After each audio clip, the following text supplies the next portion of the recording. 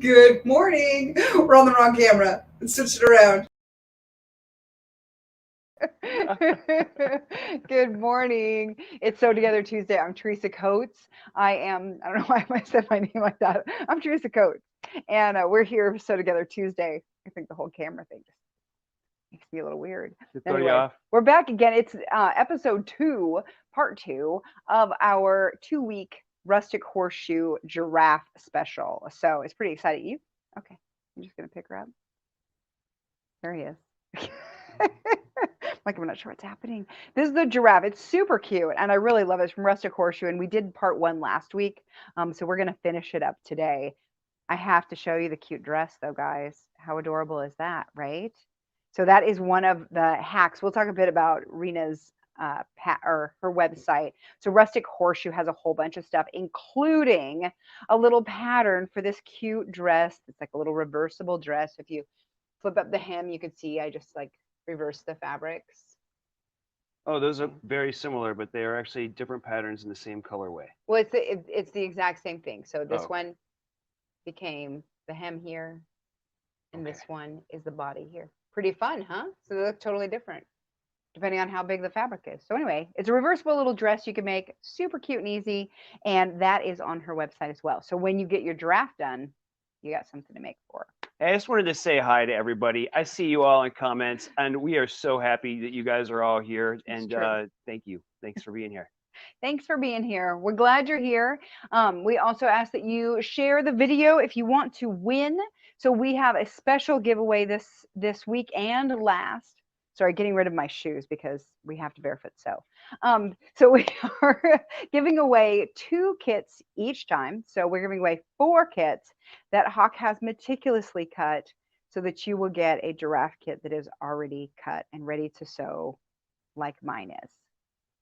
Okay. Well, all the little pieces nothing will be assembled by the time you get it. It'll still be all of the pieces, but you will get all the pieces pre-cut.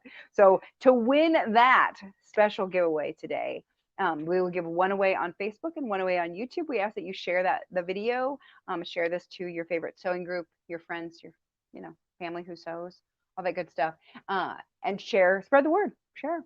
Okay. You'll also get a tote bag and a coffee mug. So when you finish your project, you have a little ta-da in there, the same as when you finish your coffee. It's pretty exciting stuff. Ta-da. We'll give away those at the end. So stick around, see if you win, share the video, all that good stuff. And yeah, it'll be fun. We do this every week, so it's pretty exciting. Yes, do you look like you're going to say something? Nope, I'm good. Okay.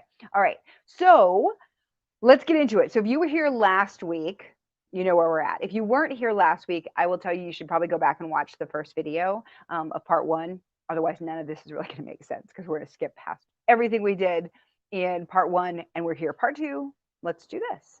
Okay. So last week we talked about the cutting it out, the tracing, like all of this stuff. We put together some pieces. We put together one of the ears. Now I have 2 ears. I got those put together.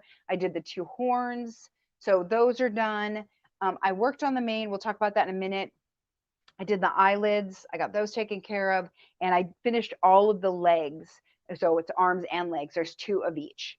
Okay. So this is what we did last week. We did the little applique on his belly too. Oh, and I got the tail put on there. So this one I did, we left at the end of this. And I was just putting this part on.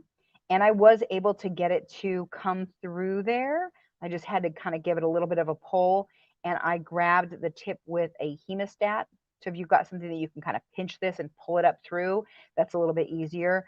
But I did, when it had the fluffy tail, I had to work with this a little differently. So you can see that on the last video, but I did finish this, and then I stitched it onto the center back for the body. Okay. So that's where we are. We got the legs done. So last week we did the round hooves. So one of the things about the Rustic Horseshoe patterns is that there's all sorts of options in there, which is really fun. So it lets you make it a little easier, or it makes you you can make it a little bit more complicated. So we chose the easier route last time because easier is faster. So I did that. This week I wanted to talk to you about the cloven hooves because that is an option. It is what I did with the bovine when I made the sample for myself. And that the cloven hooves are super cute, but they are a little bit of extra work. Okay, so we're just going to talk about them a little. I'm going to sew a little bit, and then we'll move on. So you're saying the cloven hooves are challenging? They're challenging. I like that. I like challenging. I Well, know so you do like I. challenging too. That's why I was like, let me try that first. Everything can't be easy. No, exactly. And sometimes it's totally worth it.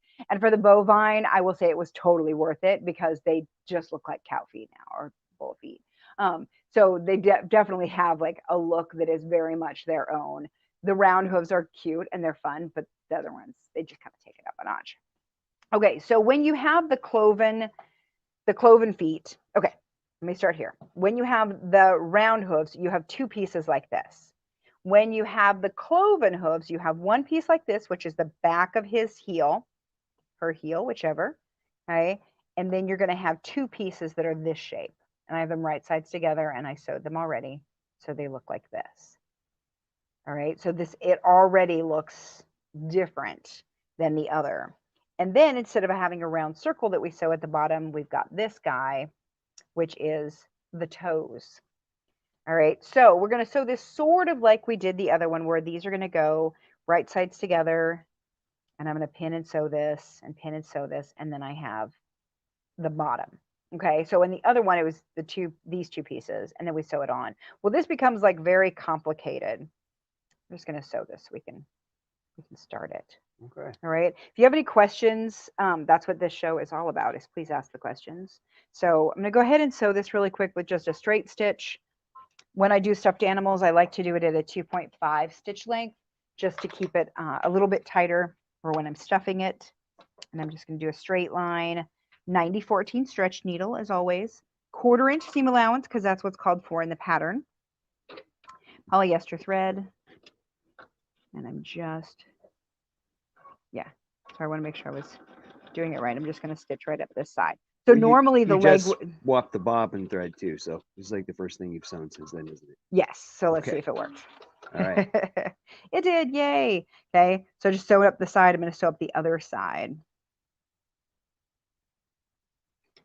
So really, this is basically the same thing as you do with the round hooves, except this one has a funky shape for the front. And like I said, normally you would have the leg part would be stuck on here. You'd have sewn this to the leg first, but you know. This is a great question. What color of thread do you suggest? Does it matter? Does not matter. So I'm using gray thread. You can see it.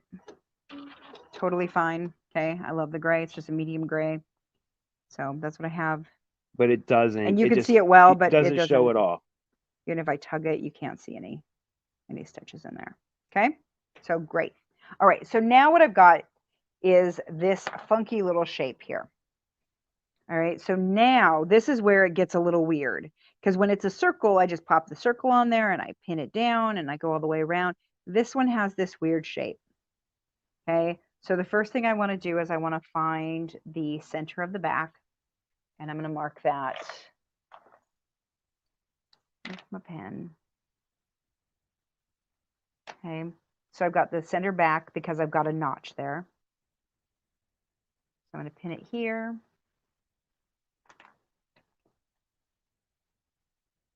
I'm showing you this mostly because this is the part that I struggle with. And we're going to talk about the next part I struggle with. Okay, so then we're going to put the notch on the side as well.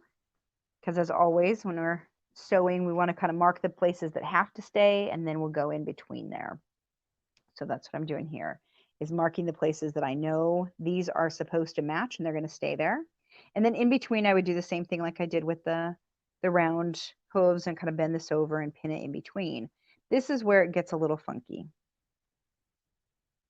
Okay, so we just have this kind of bizarreness that happens. It's gonna be cute. It's gonna be cute, I promise. It is a little weird. So right here, see if I can spread the seam allowances a little bit. So that's the point where it has to match here.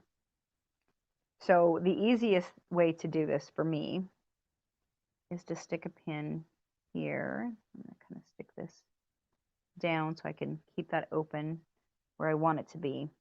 And then I'm going to put a pin here because this is going to go straight down. And basically, I'm going to put that so that I can switch it. So it's about the 1/4 inch that I can flip this. I'll get these together, and this has to go in so that that V kind of ends at the 1/4 inch. So this is where it gets a little bit funky, is that you start and then you have to curve this around. And it has to come up the side. Just be thankful, you guys at home, that you don't have a camera right in between where you're looking and where you're working. Because right now I have a better view than she does.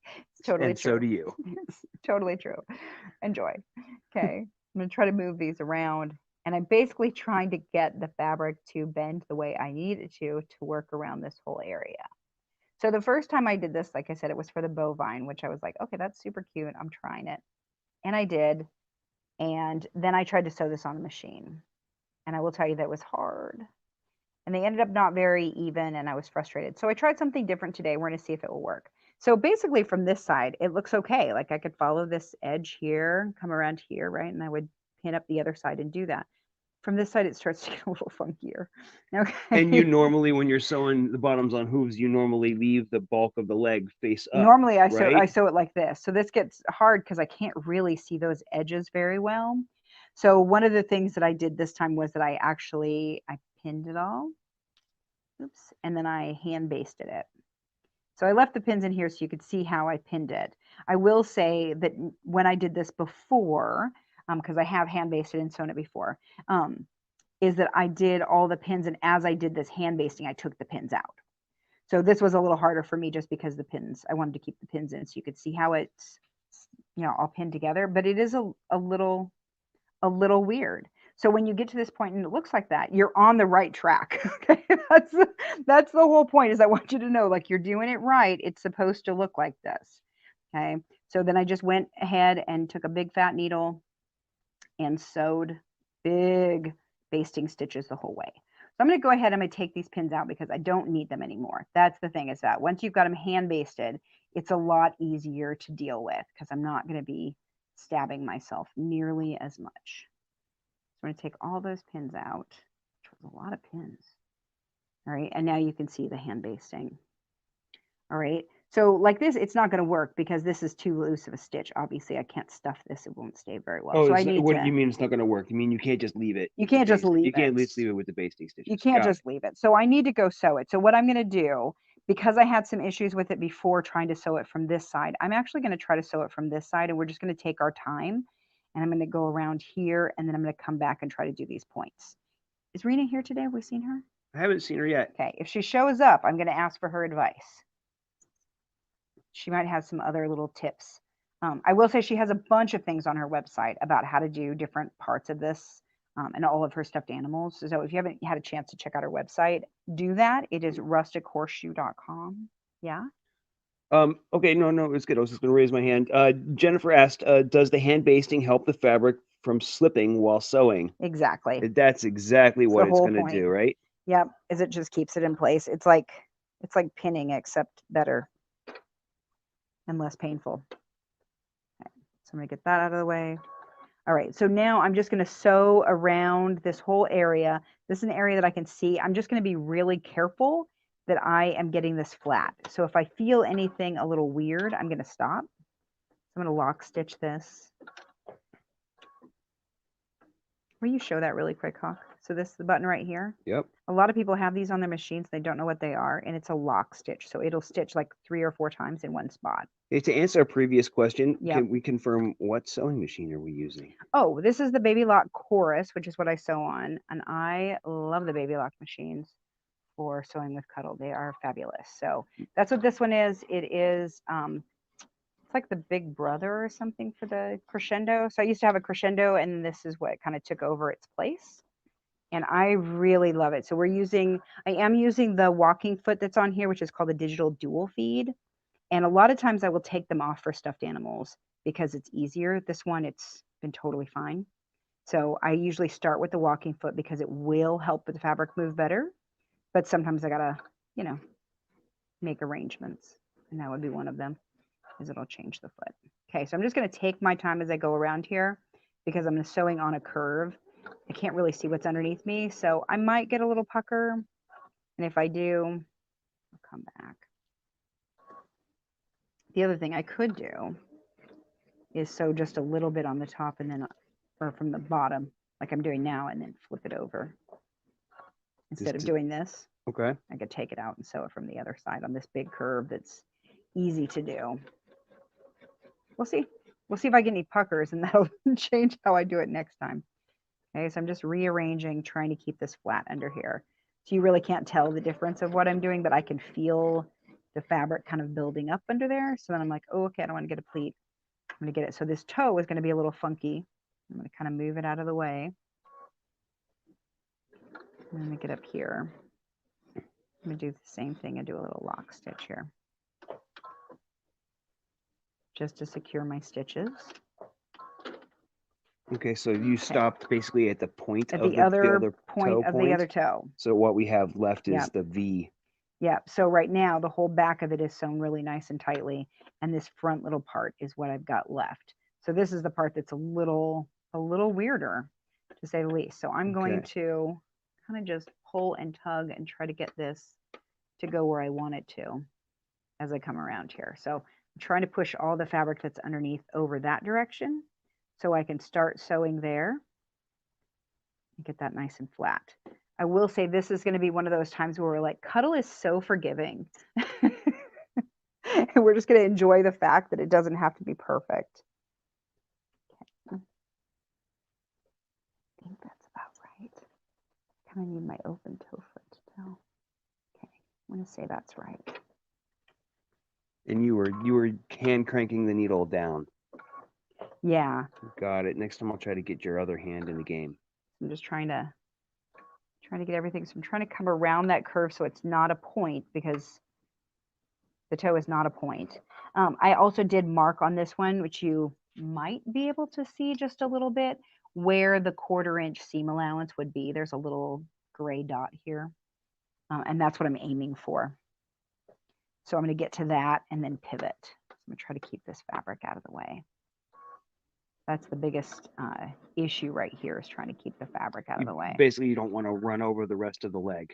Right, exactly. And I don't want to get any weird pleats in there, because it'd be really easy to do. So I am going to lock stitch here. I'm not going to cut it, but I am going to lock stitch just a little. Right down in the very bottom of the cleft. Yeah. Got it. That's a stress point. Exactly. Exactly. So I'm just going to make it a little bit stronger. And then this part, really, I am just doing this totally blind. So we're just going to hope for the best here. Hope for the best, Teresa. Okay. Hey, what do you think about using temporary glue instead of the basting stitches? Have you ever used? I have not. You would have to like paint it on so that it was just in the 1/4 inch seam allowance, which to me sounds like more work than I want to do. And I think you'd have to obviously, wait till it dried before you proceeded. So, right. There's a delay of game. Yeah, you couldn't put it on and just immediately sew. I mean, I guess you could with the ODF, and I have seen, so one of the things I have seen is that people will spray the ODF like into something and then use a paintbrush to temporary baste it. That is too much work for me. I am not willing. Said the lady who hand basted the entire hoof. Okay, so this is terrible right here, and I'm going to go back and do this again. So I totally missed it because I couldn't see where I was going. So you see what I did here? I went, and I thought this was the matching point, but really I just had to go up a little bit. Darn it. So you ended up inside of your basting stitch and you wanted to be on the outside. Well, I wanted it to end up over here, and I didn't. So because I couldn't see where I was going. What's that cool shiny tool? So this is my little Olfa SAC-1 blade, which is what I use to take stitches out. And this one has to have some stitches taken out, unfortunately. I told you we were just going to eyeball it and see what happened. So that's what happens. You can't see where you're going and you go the wrong place. So I took a right, and I should have just gone straight. You know how that is, right? Yes. I would confuse us by saying you zigged when you should have zagged, except that this is not a zigzag. It is not. So we're not gonna mention it. Don't do it. Okay, so I'm gonna sew from this side so I can see it, because really what I want to do is go from this point. This is where I started sewing here, and I want to make it match up there. So I might be able to see a little better from this side. I don't know. You guys can see so much better than I can. Let me know where I'm going, what I'm doing. You're getting warmer. Warmer. Warmer. Little left. Okay. Okay, I'm going to go ahead and lock this stitch again. And I'm just going to try to stitch stitch down to the line, over the line that I did before. Okay, I could see that at least a little bit. All right, because what happened by not going up to the point is that it made his toe like round at the end instead of pointy. So this one's a little pointier. This one is not. We'll see what happens. This is, like I said, really one of those times where we're like, cuddle is forgiving. So I'm going to go in here and I'm going to clip up to the stitching, but not through. Okay, so that will open up. That's really important. And then I'm actually going to take a little bit of the fabric off here at the toes, just so there's not quite as much bulk here when it turns inside out. Do we remove the basting stitch? I am going to look and see if it has to be removed. The goal is to get it so that it's really, which it mostly is here, on the other side of my stitching line. So when I'm stitching it, I'm trying to stitch it inside the 1/4 inch seam allowance. Okay. Which it looks like it's a pretty good job. Okay. All right. So now, here we go. The moment of truth. Moment of truth. So like I said, again, they would have a leg on here. We're pretending there's a giraffe leg on it. I'm going to go ahead and turn this.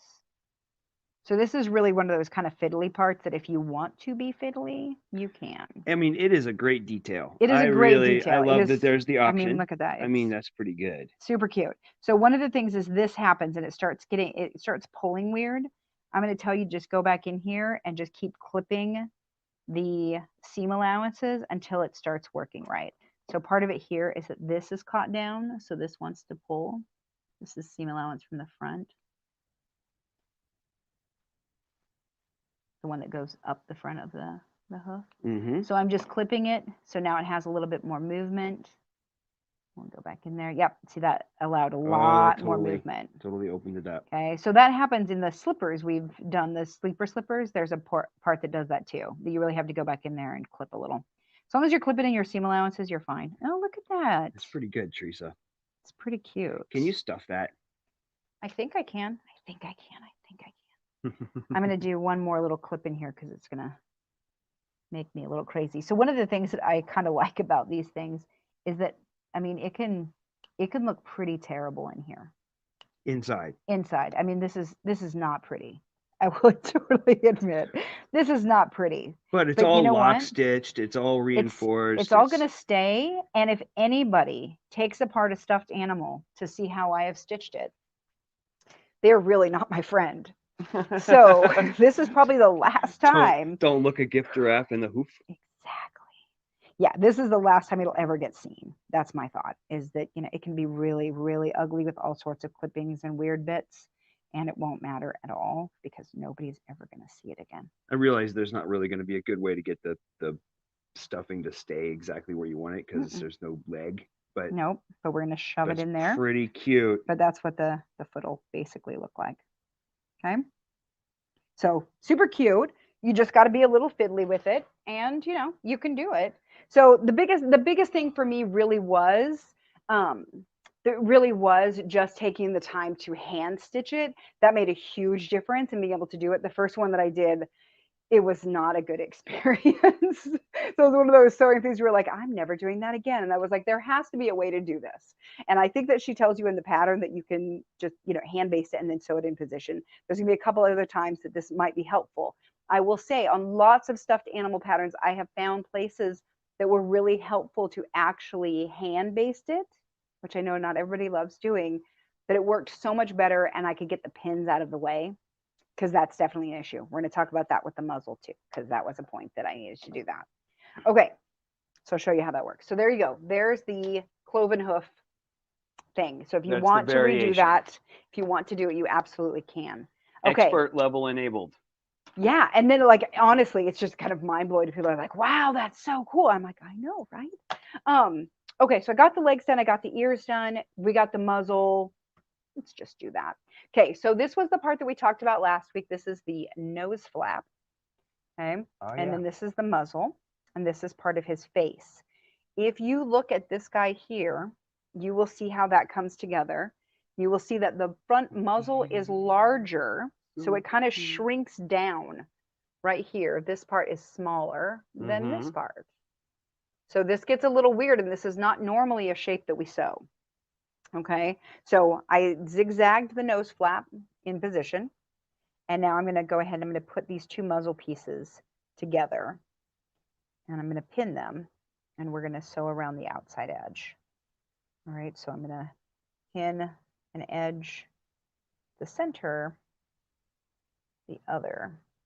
Okay, and that's going to catch the little nose flap in there. So you'll have basically 3 layers, technically more than that, at the beginning here and then over here, because you'll catch that in position. And then in between, go ahead, put some pins in. I just want to shout out to Rustic Horseshoe, Rena and Rustic Horseshoe, that this is not just a giraffe-colored horse. Yes, it is not. It is not. This looks like a giraffe. She Yes. studies the giraffe. She studied the giraffe. She designed this pattern, and it's just absolutely spot on. So cute. It definitely has some features that are very giraffe-y. Yes. And this nostril great. muzzle situation Is one of them. Is in there. Yeah. Okay, so I'm going to go ahead and I'm just going to stitch this. So I'm definitely going to use my stiletto because I got a lot of layers here. And I don't want to get my hands anywhere near that needle. Okay, so then I'm going to sew around the curve. We're still on that 2.5 straight stitch. And we should be. We are. Once I changed Nope. anything. Oh, good. Okay, and as I get here, it's going to kind of come to a point. But I'm going to go ahead and I'm going to do a little stitch across and then turn back up. So one of the things to get a nice point, often you do a stitch across the point, and that actually helps it make a point better. And stitching a very hard pivot. We'll see how well that worked. I think it got a little big on one side. Not terrible. Okay, so looking at the seam, so it comes over here. We talked about it a few weeks ago. We talked about drawing the line on here. So if you have a hard time getting a 1/4 inch seam allowance around curves, then go ahead and draw the stitching line out so that you would just follow that line. It's pretty close. Okay, so right here, I came down here, I stitched across, and then I came back up. I didn't do a hard pivot, and that actually helps this nose come out. Just a weird little sewing thing. So you kind of you smooth the nose out just a little. It's just part of, it's one of the weird things about sewing is if you want to get a nice point, actually you would stitch down, sew across, 1 stitch, and then back up, and you'll get a better point than if you do this. Oh, I see. Got it. So that's all I was trying to do. Okay, and because this is cuddle, I don't really have to trim those curves there to make it come right out. If you were doing this in cotton for some reason, you would need to. But really, why would you? This is so ridiculously cute. Okay, his nose flap is very funny. And this is one of those features that I was like, that's super weird. And I would never have thought to do that. So it'll be a little funky. And that's the way it is. This guy's just going to kind of flap around until we get them all sewn together. And then we'll end up sewing this down to give him little nostrils. Okay, so got it. So that gets tacked down here. It gets tacked down. Yep, exactly. Later, you kind of bend it up and sew it down. After it's stuffed? That's okay, what I did. That's what I did. All right, so now we've got this. So we're going to put this aside and we're going to finish up the head. All right, so we've got the head sides, we've got horns, we've got ears, and then we have a back of the head that we're going to have to deal with and a muzzle. So all of these need to go together, and that's what we're going to kind of tackle right now. So on the pattern, it says on here ear, and that's where the ear is going to go. Okay, so what I like to do is kind of put it, this is how I'm going to sew them together. So the ears are going to come out this way. Does that make sense? His face is going to kind of, I could see his face start to come together this way. Yes. His muzzle's going to be here. Screenshot See? that. He's coming together slowly but surely. Okay, so we're going to go ahead and I'm going to fold these over. And I'm going to pin them in position here. This would be a good place to use clips as well. So sometimes this happens. So my lines here don't match perfectly with the lines of like how big my ear ended up. Whatever, it's fine. What I always do is I try to match the top one, and then I'll match the other top one. And that's what I care about most. If it's really far off, then I'm like, okay, I did something wrong. But if it's just slightly off like this, like an 1/8 of an inch, it means I didn't fold it tight enough. Who cares? Okay, I'm going to do the same thing here, where I'm going to stick my, so the fold of the ear is going to the top. And I'm going to get that to match. Because that's the part that I found is that you'll be able to see. Is it at the top of his ear doesn't match? You will totally notice. And that's super frustrating. So Your eye is more likely to pick up the top matching than the bottom matching. Yeah. Got it. yeah, Okay. totally. So we're going to go ahead and do that. I'm going Good to tip. sew these on there. Okay, these get sewn on. Yeah, I was like, wait a second, did I sew it wrong? No. Okay, these get sewn on just with a zigzag stitch is what I do because this is kind of a basting section.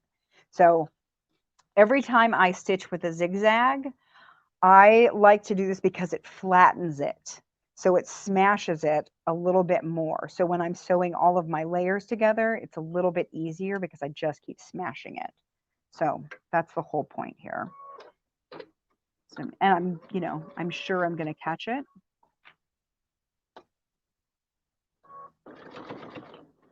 So again, I'm going to kind of push it through and get it to move rather than trying to pull it or get my fingers underneath there. So this has been a 2.5 by 2.5 zigzag, and it just smashes down that edge, catches it, and now it's secured. It's going to get secured one more time when I sew this to the back of the head. So really it'll be caught a few times. It'll be nice and strong in there. Good. Kid can wrangle the ears and it'll be okay. Because littles play tug of war. They do. Okay, so this way I started at the bottom of the ear, and this one was a little bit easier to get moving because it wasn't so thick. So that's always kind of interesting to figure out because you're going to sew different sides. So this one, there's less layers here, so it started easier and then got thicker here. So here we go. We're getting there. Okay. So now I have to look at the pattern really quick. What, you don't have a 20-page pattern memorized? I don't yet. And I know that we're going to sew. So the way that we're doing this is a little bit off. Okay. And you sew his muzzle in. All right. Yeah. Order of operations. The order of operations is a little bit different because we did a lot of like constructing the parts and now we'll put the pieces together, which is a little different. So when you work through the pattern, it'll be a little different order, but I wanted to go through the bits first. So now this is his little muzzle that goes in between his head. I do this sort of stuff all the time to figure out like, oh yeah, is that the right piece? Yes, that looks like it'll fit. Okay, cool. Because it's hard sometimes to figure out when you're looking at pieces. There is a the thing, right? This piece, the center face, Mm-hmm. looks very much like the tail. The Yes. two pieces of the tail. Yes. When you get all your pattern pieces cut out, you're gonna. It does. You're right. So, You're right. This is basically the same warning. shape. It's a little bit bigger than your tail, but it is very much the same wedge sort of shape. So I'm pinning up here. I'm going to pin down at the bottom. You're going to want to get that ear out of the way because it's nice and thick. So even though we're not going to be sewing on it, it will get in the way a little bit. Mary's got a pro tip since Oh, she's yeah. already done her homework. Yeah. She says she missed a tiny corner of the ear Mm-hmm. and it didn't catch in the zigzag and it caused her a headache later. So you really gotta. That's a place to pay attention to. Thank you, Mary, for being so far out in front. Yeah, I will say the ears are definitely a place that I will sometimes miss. So like this, I didn't catch quite the bottom of it, so I need to make sure that that gets in there. But this will happen. This one I just didn't zigzag all the way down. But sometimes it'll end up like this. That's probably what happened, is that the end doesn't catch, and then later that ear popping out the front of the thing, and then you have to take out stitches and shove it back in and try to hand stitch, and nobody wants to do that. So make sure it's caught nice and well. So I'm going to go ahead, I'm going to stitch one side at a time. So I'm stitching that muzzle to his face. I'm going to keep the ear out of the way so it stays flat, and we're going to sew this.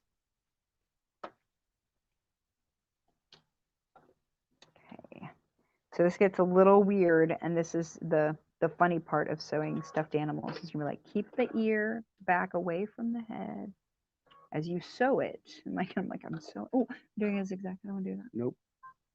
Straight stitch.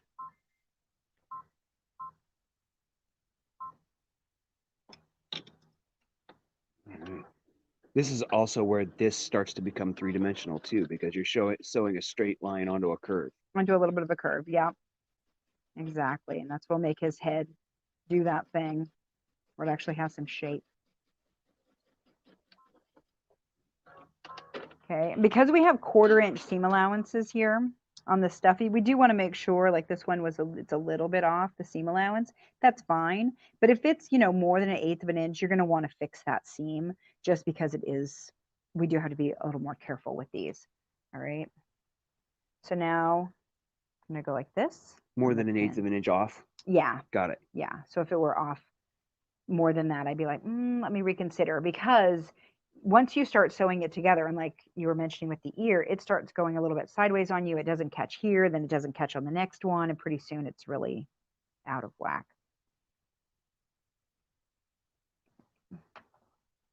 So again, an end, the middle, and then in between. So that's when it starts to be a little different, and I got to kind of pinch and pull, make sure that it's flat.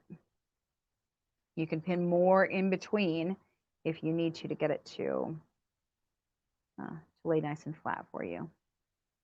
All right, so that side.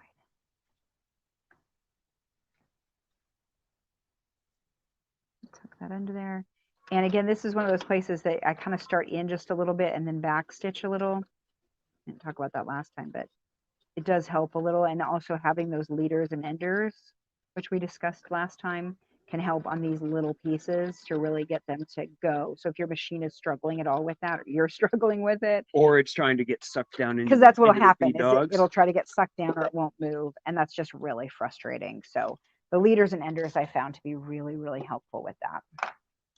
Okay, there we go. It's starting to become a thing. All right, so now I want to make sure, I think I put the horns on and then the face.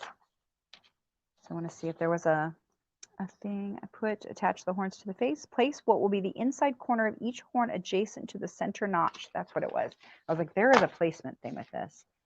So he has a little notch right here in his forehead, and the horn needs to go on either side of that.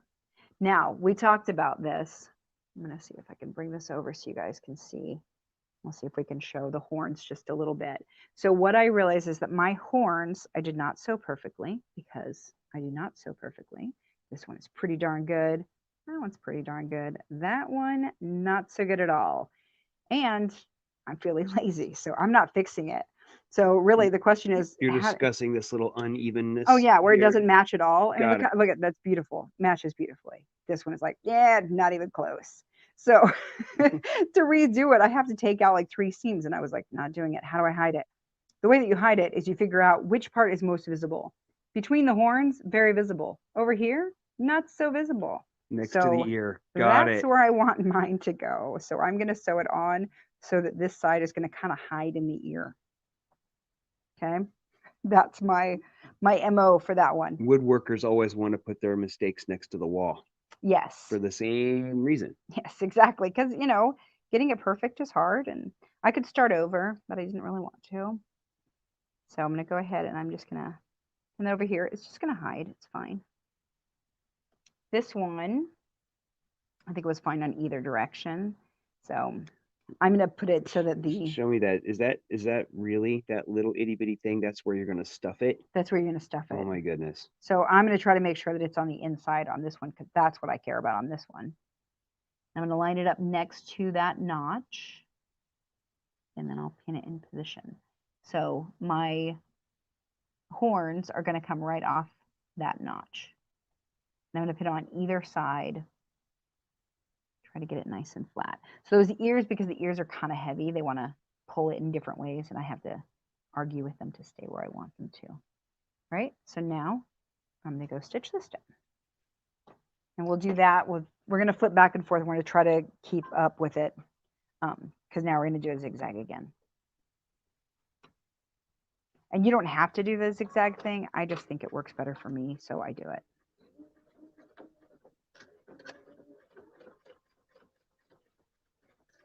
And again, if your machine is having a hard time, or more, it's usually you're having a hard time seeing with the walking foot, you can use a regular foot, a standard foot. I have mine at the ready in case I need to, because sometimes it's hard to see what you're doing. So let's talk about something. You guys are pointing some fun stuff out here. You're pointing out that she is given, to quote someone, you've given us all permission to to make some mistakes. Yeah. Yeah. And at the same time, there's a striving for excellence. Like it's a complicated pattern. I mean, complex pattern. Sorry, I'm not trying to make it. I'm not trying to make it more than it is either. It's not a simple pattern. Right. Right. But and so we want you to do, you know, great work. We want there to be a great result. And at the same time, there's a time. There's a time and a place for perfection, and she's going to help you figure out when. Did I just sew this to the wrong place? When to get. I did. What did you do? Oh, wait. I'm so confused just for a second here. Hold on, guys. Oh, no. Okay. Sorry. You were talking and I was listening and trying to think at the same time. That did not work. I cannot listen and think at the same time. Okay. Yes. It is a complicated, well, it is not super complicated. It is not a simple pattern. And you're not going to get it perfect the first time, and maybe not the second or third time. But you know what? Perfect isn't what we're going for. So I always say the first one is practice, and that's totally true. But yeah, there are times that you're just like, that's not what I don't want to get it perfect. It's fine. And that's really how I feel a lot of times. And I'm like, does it look good? Okay, we're cool. All right. So that was my confusion. Let me just go over my confusion because you're probably watching me fold and unfold and being like, what is she doing? Okay. So here's my head. And I could have sworn I sewed it all in the right order, which I did. This is the center of the head, and I need to sew the chin. So I was trying to figure out where that was supposed to be. And for some reason, I was thinking it was here and it wasn't working. And then I thought maybe this was where that muzzle, no, it's all fine. This is our chin right here. Okay. So if I fold this. Oh yeah, Linda, for sure. If she starts piecing a quilt, those seams are gonna have to be perfect. Yes, that's true. That is a totally different thing. Those points have to match. Right. So here's my little giraffe head. Okay. So here's the ears, the horn, the front, middle part. Here's his chin. I could start seeing it come together. Also, you wrote on here, which is always helpful. Muzzle goes here. Okay. So this is the chin under here. I may not have been quite so thorough on the ones I cut for everybody. That's all right. They will have the pattern and they can redraw any of the markings they need. Okay. Hey, haven't cut enough patterns for different classes. I'll tell you, you cut enough of them, you get kind of lost. What did I mark where? Okay, so I'm going to go ahead and I'm going to switch this back to a straight stitch. I'm going to shrink the stitch just a little bit, back to a 2.5 for this. Again, 2.5 or 3, just really depends on what your machine wants to do. We just want a decent smaller stitch so it'll get some wear and tear and not be an issue. Okay, and I'm just going to sew this again with a 1/4 inch seam allowance, back stitch. All right, so here comes the funky part. So if I turn this out, here's his face. You can see it starting to come. I love it. It's getting there. Okay, so now I need to put his little muzzle on. So this is where it gets funky, and Mary can probably attest to this. So this is his little muzzle that we sewed, and the muzzle has to go in here and get sewn in. Okay, so the first thing I'm going to do is I'm going to fold this in half. Try to find the center. I had a Sharpie and it is down here without a lid. Oh, right there it is. Oh boy. That was an issue. Okay. So I'm going to go ahead. I'm going to mark that. That's the center of my nose. I should have a mark. I don't. I'm going to fold it there. I'm actually going to stick a pin in. That's easier for me to then mark that. Okay, so that's the center top of my muzzle and the center of my face gusset, I think is what that's called. Mm-hmm. Okay, so now this baby gets wadded up and shoved inside.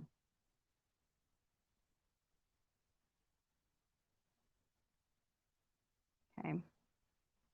This is where you start questioning yourself, as I did. But I was like, am I doing this right?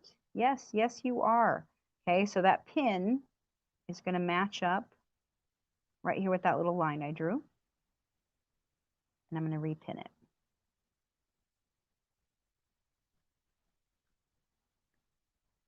Now, I'm going to come down here, and you're going to see that it will start to not really fit right. And it will fit, but it is definitely because it is a small little section here. It is a little weird. Okay, and I give you this freedom to be like, it's a little weird. Yes, yes, it is. Okay, and this is where we may end up having to switch my foot out. I'm 99% sure we're just going to switch the foot out. Because the walking foot gets too big is the problem. And I can't get that underneath my walking foot. Got it. Okay, so what I'm going to do is I'm going to do the same thing that I did before. We're going to take our time. Okay, we're doing all right time-wise. And I'm going to go ahead and I'm going to stitch this. Is double threaded, and I don't really need a double thread right now, but I'm going to leave it.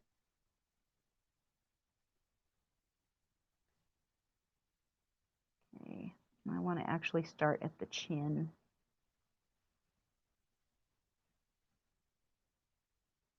And I'm just going to do a big hand basting here. And I'm kind of going to stick my fingers in here and stretch it just the tiniest bit. I'm not really stretching it. I'm just trying to get it to be flat because it doesn't want to be flat right now. It wants to wad up into a little circle. Okay, so again, this is what I was talking about. So we're just going to, we'll baste it and take the pins out as we go. Typically, you don't want to stretch the fabric when you're trying to ease something in.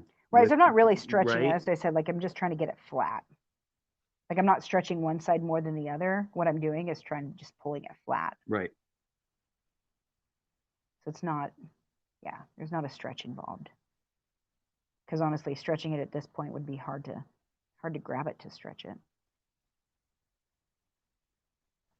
But otherwise, it kind of wants to just curl up into this little, which is not what I want. I want it to be flatter so I can actually sew this thing. Okay, so there's probably a way to pin this and sew it. I did not want to. It is small enough that I found, I think it was when we did the puppy dog Pete pattern. And in that one, I pinned that whole snout. In that tutorial, I pinned the snout, and it was so many pins. And afterward, in the class, somebody's like, could I just hand baste it in position? And I was like, oh, I guess you could. And it was this eye-opening moment for me that I was like, oh, that actually works really well. So whoever was in that class and suggested it, thank you. Because now I take that lesson and I do it fairly often, where I just do these big, huge stitches, work my way around. Okay, and now I've got it all basted on there. And now I could take it to a machine and I could sew it. Okay, so I'm gonna take one more little stitch there. That one I might have to take out. All right. So now this is the thing. This is the little bitty hole we have to sew. Okay, so this is the part that gets a little funky, and I'm definitely going to switch it out because there is no way for me to get this underneath there. All right, so this is when you want to have, right? Physics fails. Physics, I can't do it. And for me, it's just not worth the hassle of trying to argue with it. So I'm just going to take this off and put on a regular foot. So this is probably something that you could do with a zipper foot if you were really struggling, because the zipper foot is going to be even smaller. Oops. So this is just like a standard foot, but I like this one because it's clear. So I can kind of see what's happening, which is helpful. Yeah, cool. That middle part is clear. So I can at least see a little bit more. It'll still be, you know, a little exciting here as we go around. And you guys can see and I can't. So I'm just going to try to stitch real nice and slow. And what I'm going to do is try to open this up as I'm going. I'm probably going to get a pucker right there. I can kind of see it already. And I'm just going to try not to care. Because if I really cared, what I would do is I would go back and I would take that out. And I would fix it. So what I can only do is really just get what's right in front of the needle kind of flat. So if there's a way that somebody else has figured out how to do this, I would love to hear it. Because what I see is that it just takes a little bit of finagling here. I mean, I could hand stitch it a couple times. It doesn't sound like any more fun.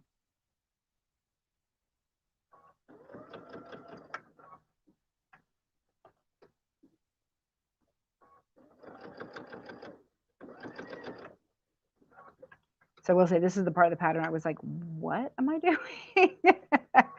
And then when it's done, you're like, oh, that's why I did that. Okay, got it. Got it. Because it does look so cute when it's finished.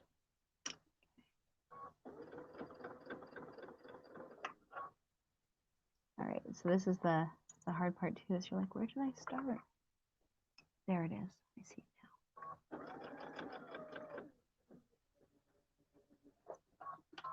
Okay. Now I did get a little pucker in there. Let's see if we can see it from the outside.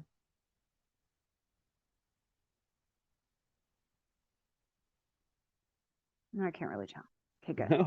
No, you can't. So that's usually my MO is just finish it, see what happens. If I have to redo something, I do. I think that might be the pucker that I was talking about, which is underneath his chin, so who cares? And also completely lost in the fluff. But look at that. Like all of a sudden that's what makes it. That muzzle is just all. Where are you going? I'm just panning up so that I could still see it, but I was also oh, you were trying to see him too. She's watching you make her boyfriend. Got it. Is that what that is? That's okay, what's cool. happening. Good. I'm glad partner. That's right. We'll have two of them. It'll be fun. All right. So now we've got his face done. So now the next part is to put the back of his head on. But we got to do the mane first. So the mane on this one, we talked about it. We made it with the Luxe Cuddle Shaggy. I made it a little bit wrong, so it's extra big, lots of fluff. It's got a little mohawk sort of thing going on like Hawk does, which is cute. This one, I decided to do it with the Cuddle 3. So the pattern piece for it is this piece here. Okay, so it's kind of like a little rectangle-ish shape. And it looks like a comb. It looks kind of like a comb. And in the pattern it does because it has all the lines on it. So I didn't cut those lines yet. I'm going to do that later. But I've got that little shape. Now I decided to do 4 of these. I will say start with 2, see what you think.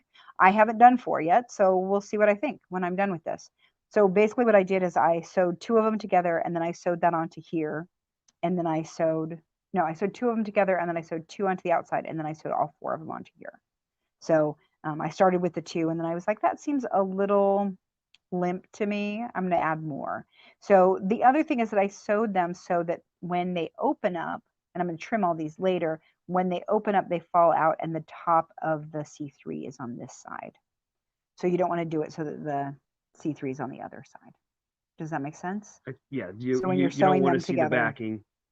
When it flips open, and that took me really laying it down and being like, okay, so when it opens, okay, that'll be right. That'll be right when I cut this. You're gonna cut into them though, and like pull them so that they spiral and twist and stuff too. Yep. Got yep. It. But if this is the outside, this is the underneath on the.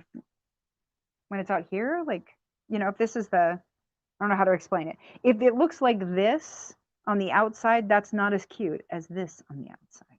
Got it. That's what I mean. Yep. Okay. All right. So I've zigzagged these, and zigzagged these, so that they are nice and flat.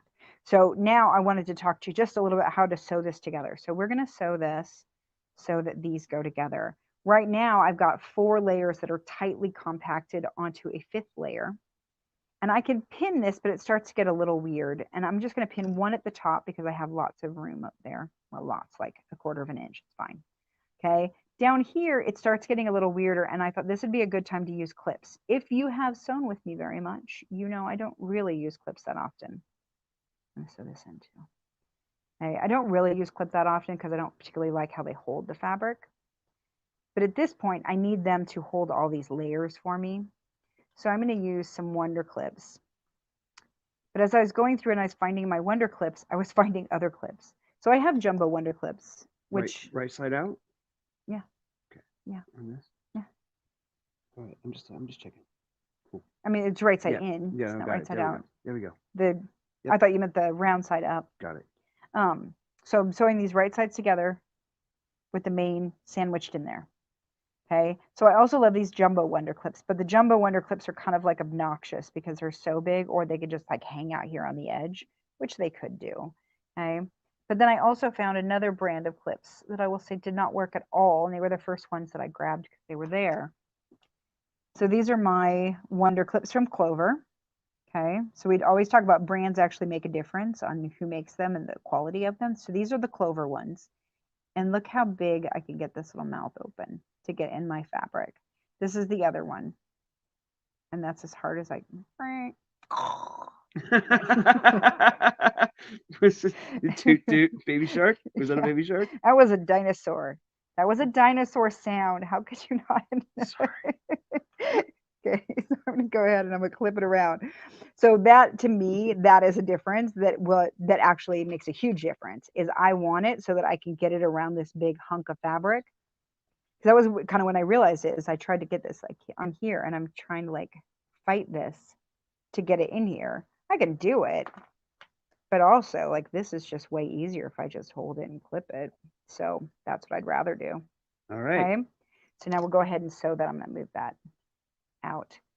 I'm also gonna want my stiletto to get this through. So I pinned the first and the end because then I can kind of keep an eye on it and see what's happening. Okay. I'm like, do I want to? Let me see. I think we'll give it a try and see with this foot if I need to go back. Forward straight stitch. Yeah. Are we? Yep. Okay. Cool. I was asking. Okay. So I'm trying to do a 1/4 inch seam along here. So I'm definitely going to have to maneuver this a little bit. So we're at six layers of cuddle. Yeah, 6 layers of cuddle on a curve. So it'll be okay, but I'm definitely going to have to kind of, steer it a little more, get a little bit more of the fabric to go under. Do you notice how, yeah, I was trying to say, did you notice how like it started to hump up there a little on top, and then she just, don't let that get away from you. Yeah, you just got to smash it down. Because it's a knit fabric, if it gets pushed up, it'll just go up. It'll kind of like stretch up there and be fine. And that's not what we want. We actually want it to get it back down where it was. Don't let it stretch.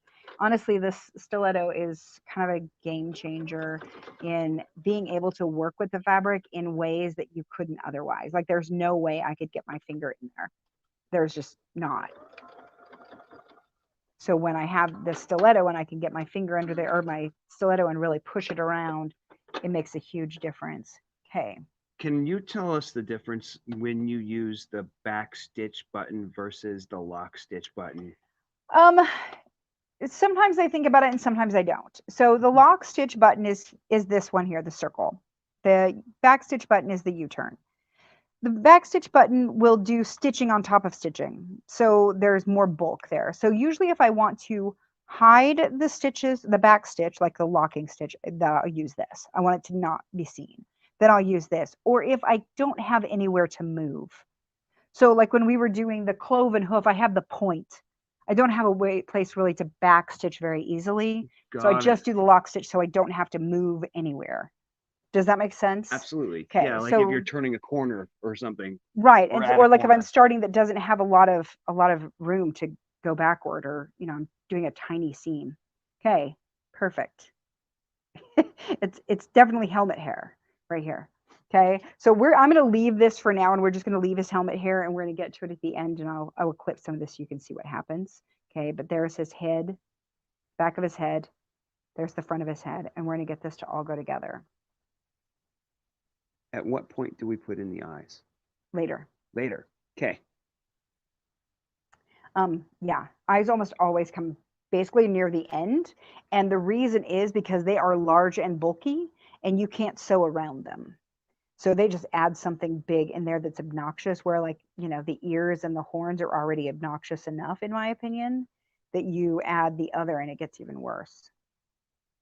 Okay, so I'm going to play with these. She might tell you in the pattern which way to do it. The head, one will go in and one will go out. I pushed everything this way because this is bigger.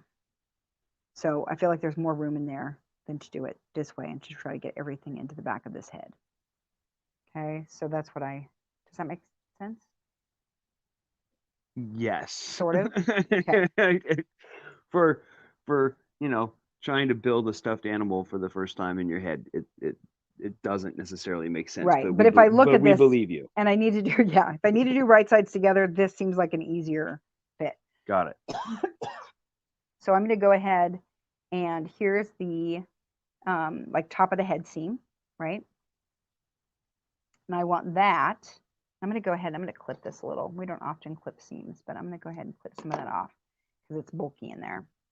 So I'm going to go ahead and put this at the center top, which is where that notch is in his forehead. Oh, I'm going to have to cough again. I might have to go get a little drink. I can feel it tickling in my throat. Okay.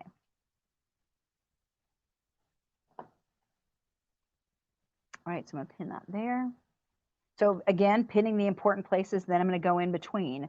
And this, so you see this right here, this is a big problem that happens all the time. It's not you. All right, it wants to pull in, and we're just going to have to yank that back out and make it be where we want it to be. And you're going to have to pin it there because it's going to want to fold back in because it's a little bit stiffer because of the stabilizer. It's heavier because it's a lot of fabric. And all it's being held back by is the giraffe fabric, which is not heavy fabric. So I want to kind of go like this. Get this to come out where I want it to. So it wants to fold in right here. So I am immediately going to pin it and make it stay. So this here too, this is very thick. If I try to pin through this side, I have to go through all of it to try to get to this one other side. So I'm going to go ahead and I'm going to pin from this side here because then I have one layer and I can pin into one layer of this face. This is where his ear is. You can see there's a lot of thickness. So I'm going to do that twice on his ear. Pinning through the back side, one layer of the back side and into the front. Okay. I wish I could like show you guys the difference of the feel because you can see it like when you do it, it's so different because it's just so thick and heavy right there. So this is a place where it gets a little weird. You have a lot of pins. If you want to go ahead and sew one side and then the other, you can absolutely do that. Because this is going to start getting bulky. We're going to do it. We're going to power through, though. We're going to see what I can manage. And then we're definitely putting the walking foot back on. Because I'm going to need it to get through all of this stuff. Because this is a lot. Okay, so again, trying to get it straighten up, hold nice and flat. And it really is, you're just going to have to like hold it there and then stick a pin through it. Make it stay. Because as soon as you let go, it'll be like, oh, I'm going to go back over here. It's a rebellious little teenager is what that is. Okay. Don't talk about my boyfriend like that. I love him. I was like, we're in love, Mom. Okay. I'm going to work our way over here. It's just a little bit off. I'm going to hope for the best. I'm just going to kind of ease it back just a little. So I can try to find a place that I can probably flatten that out, which I can't. That's insane. Okay. All right. So now I'm going to go over here.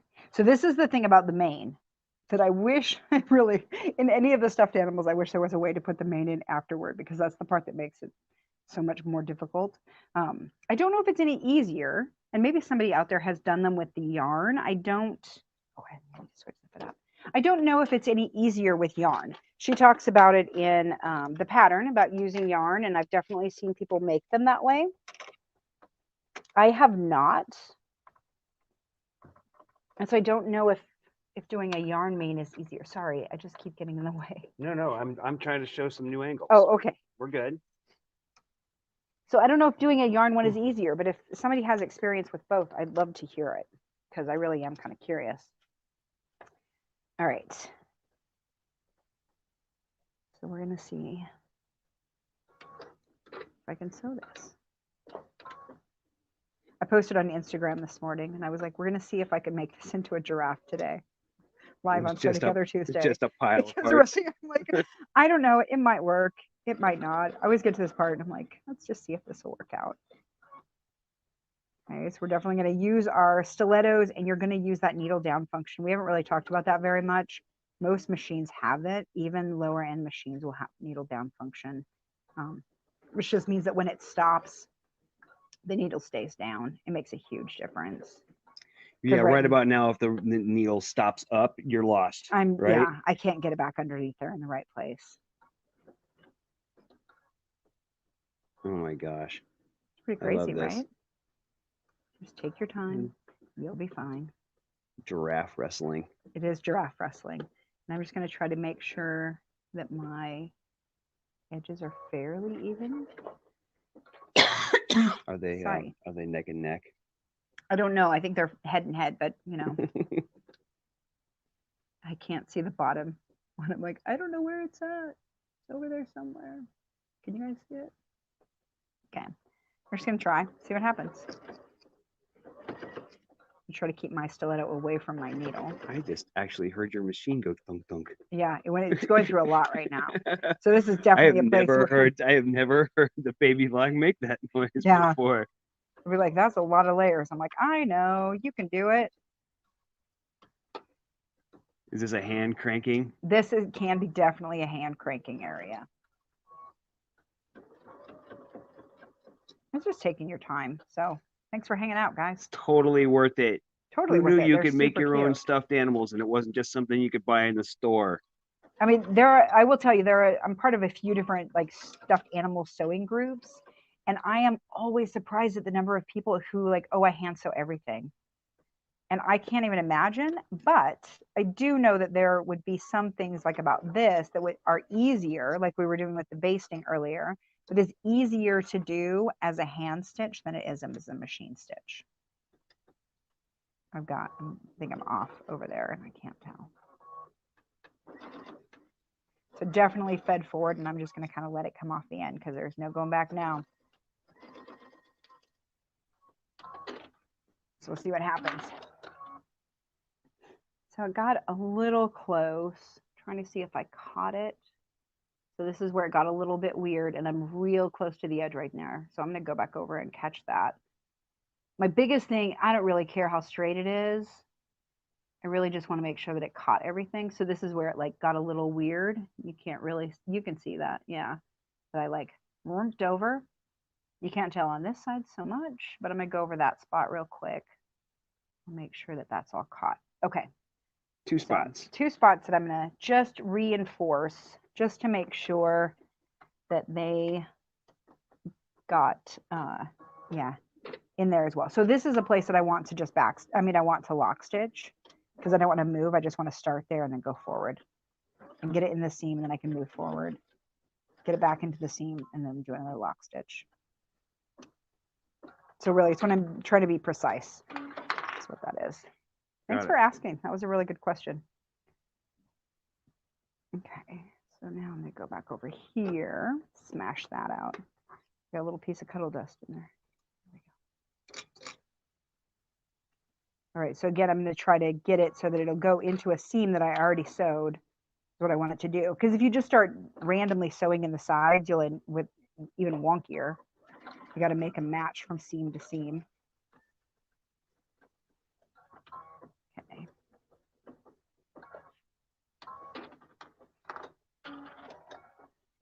Okay.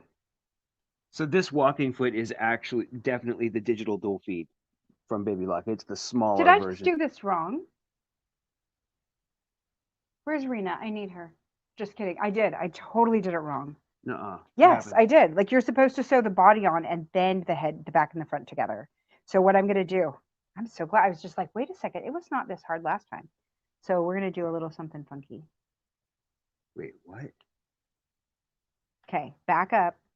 We're going to still have to sew the head on. Okay. Also, how do you get the eyes in the right spot? Do you have to transfer the markings? There should have been a marking in there. There is. I know because I drew it. Okay, we're going to turn this back inside out. See, I told you, like, this is why we're like, oh, we're live. Oh, great. It's going to be extra fun. Okay, so it is on 1 and, oh, is that? Yeah, I may have used the very faint blue marking. It's all right. I'm gonna line these up. I'm gonna use this little like quilter trick. I think you just missed one. It's all right. Okay. I need my little ruler. Hold on. Half a second. Okay. So here we go. Real life, guys. This is what happens, right? Okay. So what I'm going to do is I'm going to line this up and I'm going to see. Okay. It's just shy of 2 inches in from there. So I'm going to come over here. Measure it here. It's just outside of 2 inches. I'm going to move it over just a tiny bit.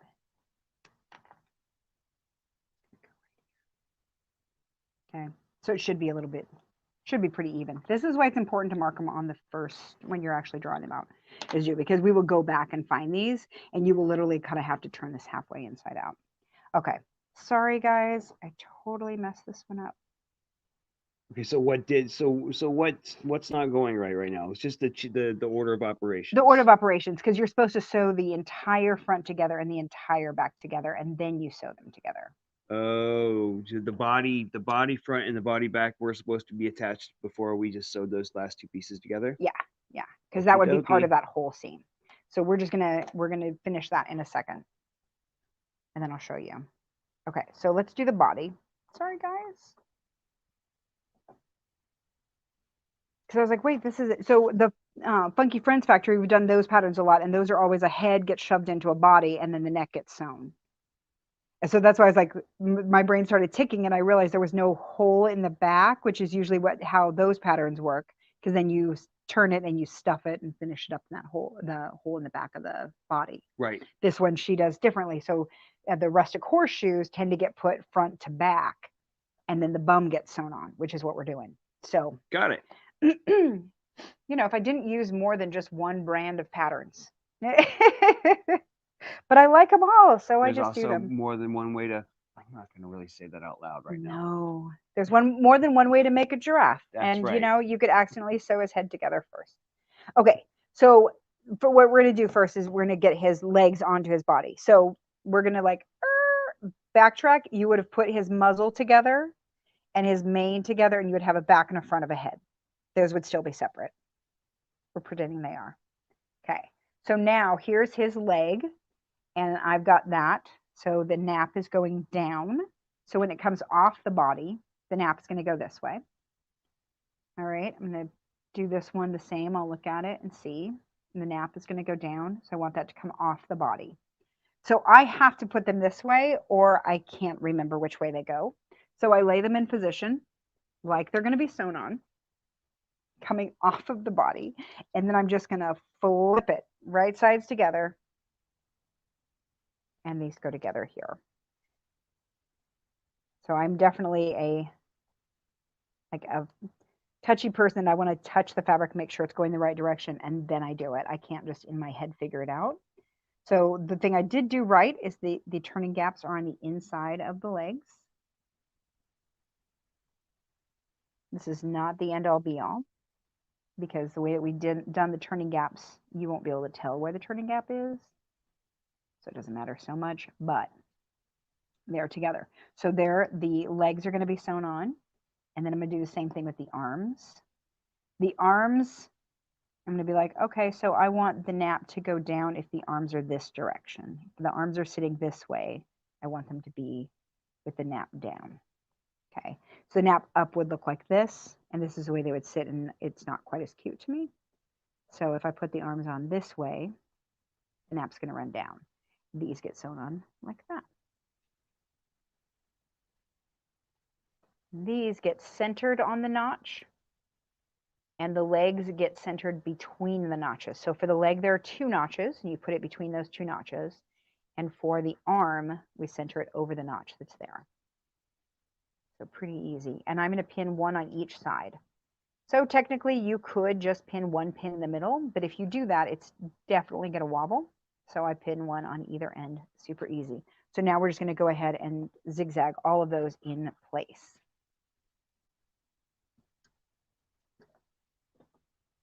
Okay. Did everybody leave when I messed up? Are they still here? Yeah, it's an empty room. Okay. All right. On the contrary, everybody's here. They're like, oh, I've done that too. It happens. Order of operations is hard. I'm going to make it a little, no, I'm not going to make it a little bigger. I'm going to make it the same one as the other, the 2.5. Okay. I'm just going to make sure that I'm on it nicely. And I'm not going to care if I do a lock stitch or a back stitch on these. I'm not going to, because I'm really just getting them secured, and I will secure them again in a minute.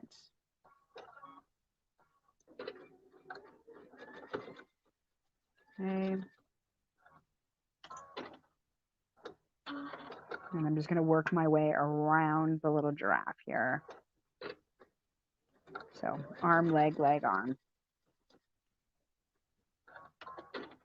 Nothing too fancy there at all. It just gets all the pieces sewn on.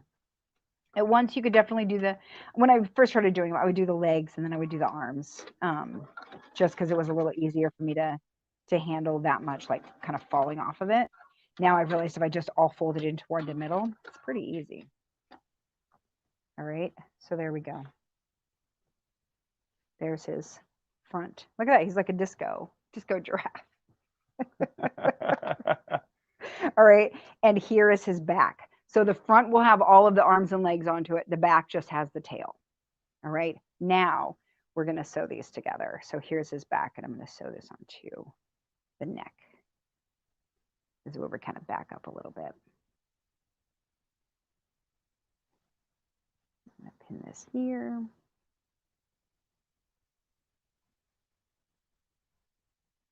Here. And definitely there'll be a little bit of easing that happens in here. I noticed it before, and I just kind of stretch it to make that work. So normally we don't stretch, but this one actually needs that to kind of come around. I'm actually going to do, oh yeah, there's my mark. I was like, I should have a mark in the middle. So there's a mark in the middle, and that goes on the mane. So I'm going to stick a pin in there, and then in between that just has to get tugged just the tiniest bit, and it will just ease right in. And that's what we want, because it'll make his neck come around really nice. So every once in a while, we say don't pull, except when you have to. Okay. All right, so there we go. So you'll notice, we talked about it last time. Do as you do and not as you say, but do as you say and not as you do. Something. Or, yeah, something. It both ways. And you just have to know. Okay, I'm going to sew it this way, because all of this bulk up here wants to be in the way. I'm going to go ahead and get that in. I'm going to put my foot down. Okay, and then I'm kind of going to, yeah, that's, I remember this now. Okay, so now I'm going to go ahead and I'm going to stitch backward. Nope. I'm going to stitch it to switch it to a straight stitch. Straight stitch. Okay, now I'm going to stitch backward just a little. And then I'm going to go forward.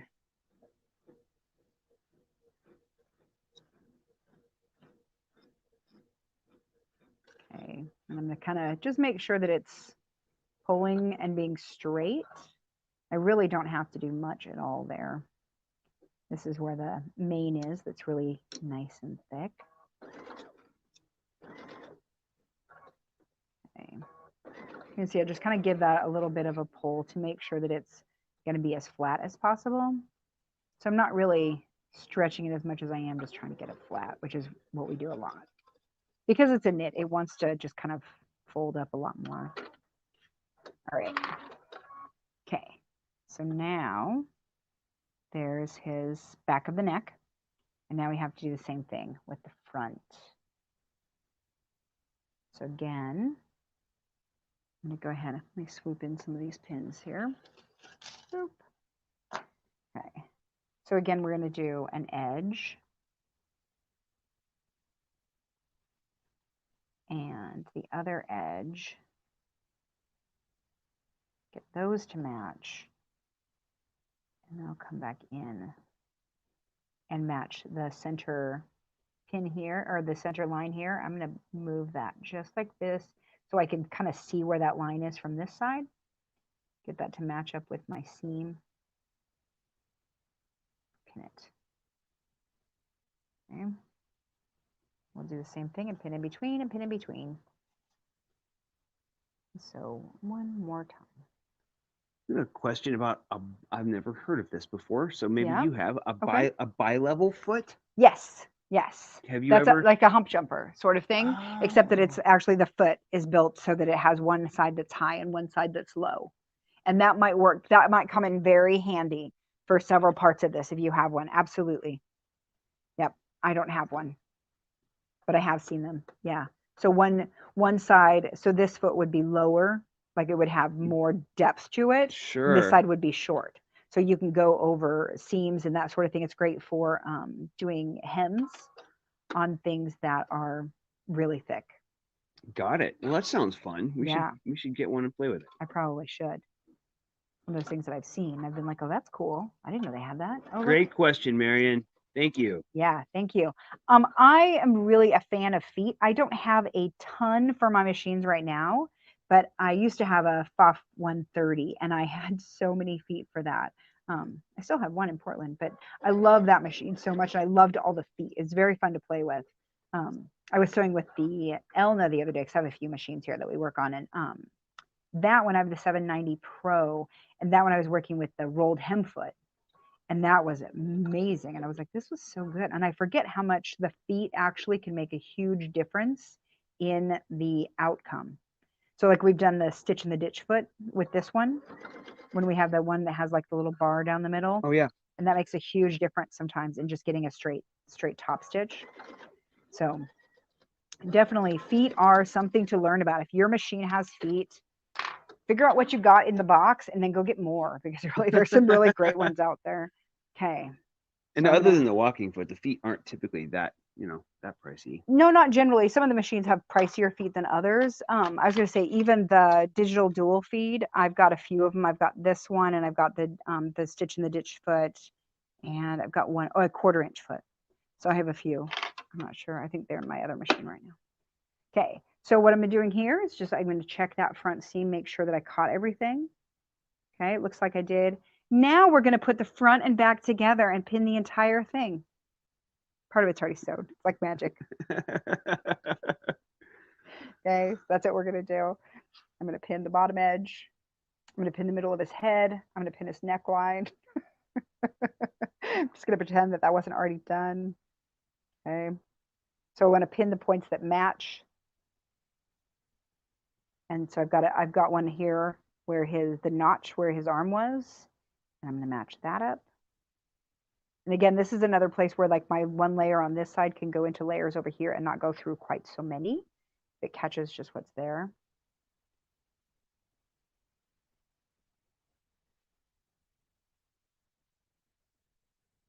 Okay, in between. And I'll do the same thing here. Just kind of get this to lay pretty flat.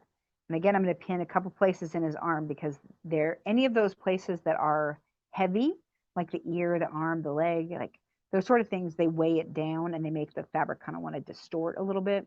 So we got to keep it where we want it to be. Okay. So pin that whole way. Pin the other side. So I would pin literally, if I were doing this, okay, because you're going to do it right, you're going to pin the hem, pin the middle of the head, pin the neckline, then pin the arm, because these are all the points that need to match. And then we can go ahead and pin in between. I will say I generally pin half of it.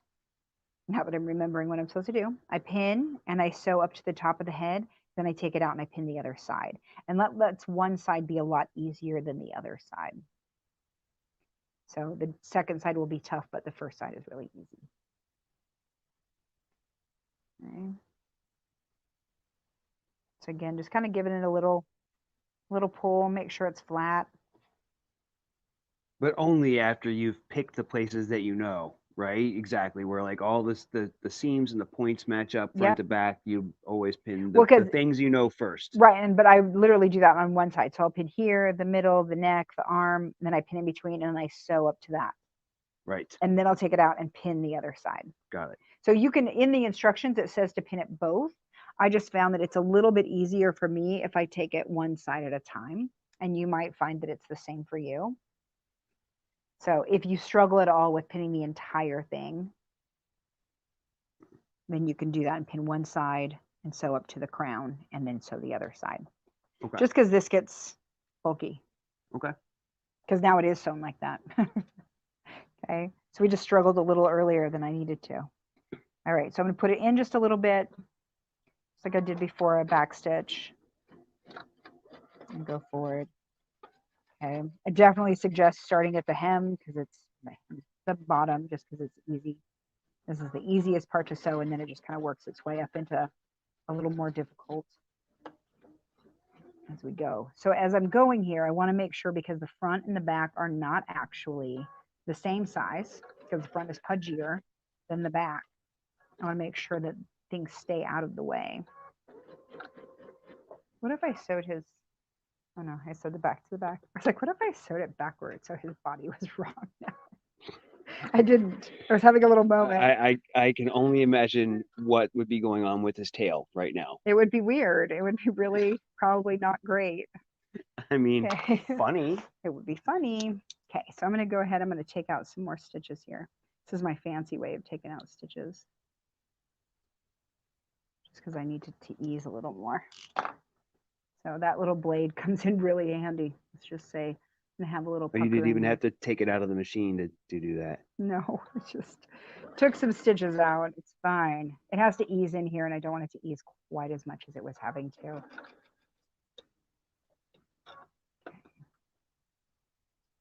I'm going to try to get it to come up, match those stitches that I did before.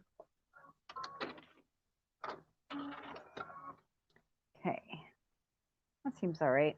They'll always be a little wobbly and weird, and I'm okay with that. Okay, so I'm going to come back in here and do side two here. Okay, go backward, forward.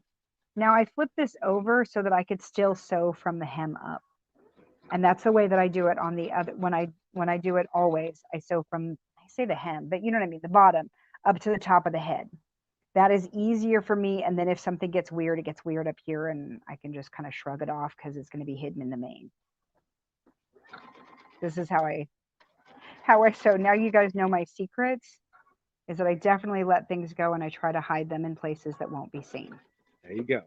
So that blade is the Olfa SAC-1. Yes. And that is the Olfa craft knife. And the specific thing about that that's really good is that the blade angle is pretty low. It's kind of long and skinny. And that really seems to help. It really does. And it's a tool that used to be a lot harder to find, but a lot more quilt shops have gotten it. You just have to ask for it because it's, sometimes it's harder to find. But generally it's by the scissors, I think, is where I find it more than like by the Olfa rotary cutters, for instance. Okay. Okay. We're almost there, guys. Okay. I want to pull this out just a little, just to see, is he working the way that he's supposed to? Okay, there's his nose. We can turn this out and then leave it partly in his body as I do the base. Okay. Oh, look, he's getting there. He's real close. Real close. Wow. Okay. So we're going to tuck this all back into his body cavity right here. All right. And we're going to sew the bum on. It's the last part that we need to do. We do need to do one part that will make it a little bit easier. And that's to do a turning gap like we've done before. Okay, so I'm going to go ahead and I'm just mark a place. I've got all my pins over here, like 100 pins. I need a pin Sherpa. I need to be an octopus. I had a class once where a lady, you might remember, she sat next to me and put my pins away the whole time. It was lovely. I thought I need someone who just tags along with me everywhere who does that. Don't we all? Yeah, seriously. I bet her sewing room is really neat. So we're going to sew right along here with a 1/2 inch seam allowance to give myself a turning hole And I'm going to go ahead and I'm going to mark on this one while I'm here where that should match, matching up my notch there. So a notch to a notch. I'm gonna join in with the folks in the comments and try, but I'm gonna try not to have anxiety about when we put the eyes in. Okay. Because everybody's like, wait, what? But the eyes, I promise they'll happen. Okay, so now we're just gonna go ahead and I'm gonna sew about a half, or no, I don't want a 1/2 inch seam allowance. Woo, that was close, you guys. Just went into autopilot there. Okay, 1/4 inch. Let's do a 1/4 inch seam allowance. There's just like one place that has a 1/2 inch seam allowance. It wouldn't work very well. All right, so I'm gonna stitch it there. And I'm gonna stitch it over here. You could pick these places before you got to this point if it was easier for you. It's easy enough for me that I'm like, yeah, just do it here, it's fine. Okay, so basically I'm just stitching a line where I'm going to use that to hand stitch it closed after. This extra few steps in creating a turning hole seems like work. It's going to save your butt later. It really will. It really will. So again, we're back to the point that we're going to pin this together. And we're going to match the important places first. So the one thing we know is on the notches go on the side. I've got the turning gap marked in the back. I have a spot for his tail where that went. So I can get that lined up. I'm going to get all of those bits in there. Okay, sorry, we're going to go a little bit long. I was hoping to do it in an 1.5 hours, but I'm going to go a little bit longer. Hang on with me, guys. Thank goodness I didn't take stitches out over there, right? All right. The eyelashes, yeah, Mary's got the answer. Listen to Mary in the comments. Mary's done the eyelashes. Yes. And she's gotcha. Yeah. It's not special eyelashes. Nope. It's get the cheapest human eyelashes. Like the human fake eyelashes. They're just fake eyelashes. Go get them from, you know, some cheap store. It's totally fine. There's nothing. You just need the cheapest ones you can get. And yeah, there's nothing special about them. You're just going to hot glue them in. That's what I did. We can talk about that when we get there. Yep, okay, so I'm going to, that's okay.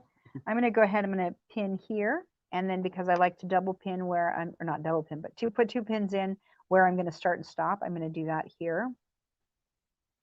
Because I want to make sure that I am starting and stopping so that I can use that turning gap. What were you going to say?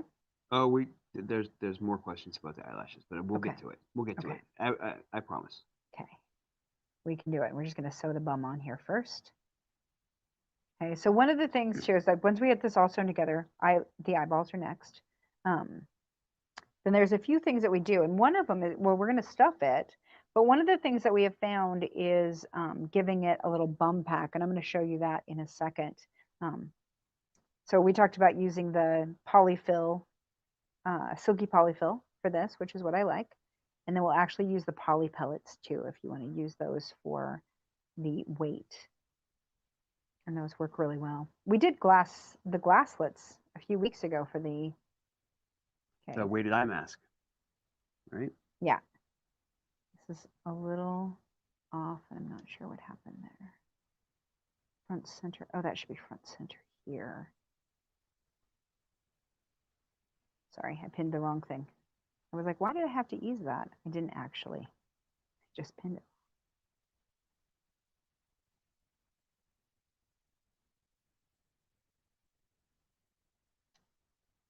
Isn't that crazy? It was like off by like an inch. And all I did is just move the pins around and give it a little shove, and all of a sudden it's like, oh, yeah, there it is. Okay, it's fine. Cuddle is crazy. There was something that happened recently where somebody had done that, and they were so completely off. And they were like, how did it even work? And I was just like, because Cuddle is really forgiving. So even when it shouldn't be sometimes, it's a little extra forgiving and will let you, you know, pin things and sew things. Sometimes not in the right place at all. Okay, so this is where things get, you know, weird again. That's not anything. So this isn't even roadkill. I don't know what this is. It's bizarre. but this is a lot. So if you have a machine, like older machines are really flat on the front, like a featherweight, you know, they like super flat fronts. They work better because this is big in here. So it's interesting to me, the little things that work well. Oh, you mean like past the foot? There's all of this over here on this machine. Right. That on many older machines, they're like, really a flat. all of this is not there. Yeah, Got exactly. So if you have one of those machines, this might be a better place to pull it out and use it. Okay, so we're just going to sew around this with a 1/2 inch seam or 1/4 inch seam allowance. I'm just going to keep this as straight as I can. I'll probably get my stiletto out in a minute. So part of it is trying to manage the bulk over here by just keeping it out of the way. I'm just going to hold it in place. So now if you were giving this to a little kid, you would stitch, oh no, I did it right. I just didn't start at the right place. That's funny. Okay, not my best show, guys. What about the turning hole? Yeah. Okay. I didn't start at the turning hole. I forgot there was a turning hole. I was just going to stitch all the way around. Okay, I can't actually turn it to do the turning gap thing, the L pivot, because it's too big. Yep, got it. We're just going to start here again. Get my pins ready to yank out when I get this down.